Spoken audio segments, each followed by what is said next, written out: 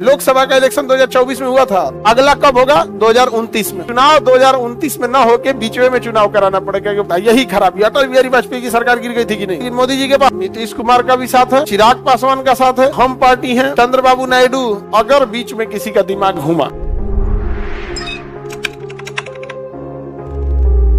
अभी वर्तमान में नरेंद्र मोदी के पास अपना 240 सीट है। कितना सीट है? 200। लेकिन 50% के लिए 272 चाहिए। 50% के लिए क्या चाहिए? 272।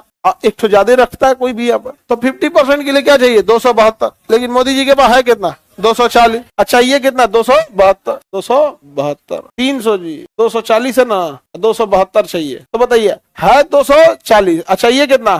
तो इनको किसी ना किसी से साथ लेना पड़ेगा। क्या करना पड़ेगा? साथ। तो उनके साथ देने में किसका योगदान है? हम बिहार के लोग का। चाहे नीतीश कुमार का भी साथ है, वो अभी अपनी पार्टी खींच सकते हैं। चिराग पासवान का साथ है, वो भी अपनी पार्टी यहाँ पे हम पार्टी है, उनका भी एक सीट है कि नहीं है? एक सीट है। तो बिहार से उनको कम से कम कितना? 18-19 सीट का समर्थन है बिहार से ही। अरे 12 को तो अपने इनके हो गए हैं, नीतीश कुमार जी की पार्टी के। 5 ठो चिराग पासवान, 12-5 17, एगो हम पार्टी से 18। तो 40 गो में से इनके पास जीते कितना? 240। करना कितना है? 272 करना है। 18 का नहीं तो कहां से मिल गया इनको? बिहार से। चंद्रबाबू नायडू तेलंगाना से मिल गए ना, आंध्र प्रदेश से। कहां से? आंध्र प्रदेश। तो सोचिए उतना समर्थन है कि नहीं है? अगर बीच में किसी का दिमाग घूमा, क्या गिना? 25 ब्रेकअप। क्या हो गया? ब्रेकअप। तब तो वापस 272 से कहां चले जाएंगे?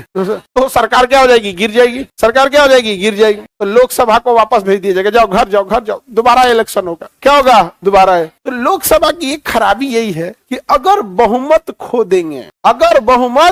देंगे तो ये भंग हो जाता है। क्या हो जाता है? भंग हो जाता है। इसलिए इसे कहा जाता है अस्थाई। क्या है?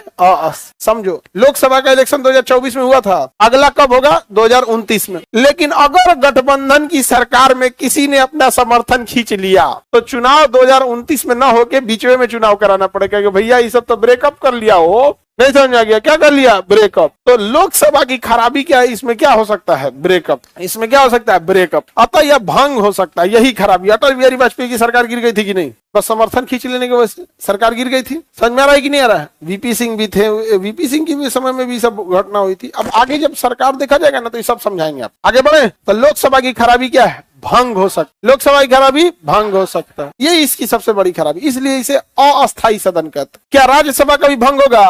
राज्यसभा का भी भंग नहीं होगा। भैया हमको सरकारें नहीं चलाना है तो हमको भंग क्या करेंगे यहाँ पे? नहीं समझा गया? नहीं समझे? अरे वो कहावत में कहते हैं कि भैया इसको सरकार ही नहीं चलाना है राज्यसभा लोग को, तो इसे सरकार से बाहर क्या कीजिएगा? नहीं समझे?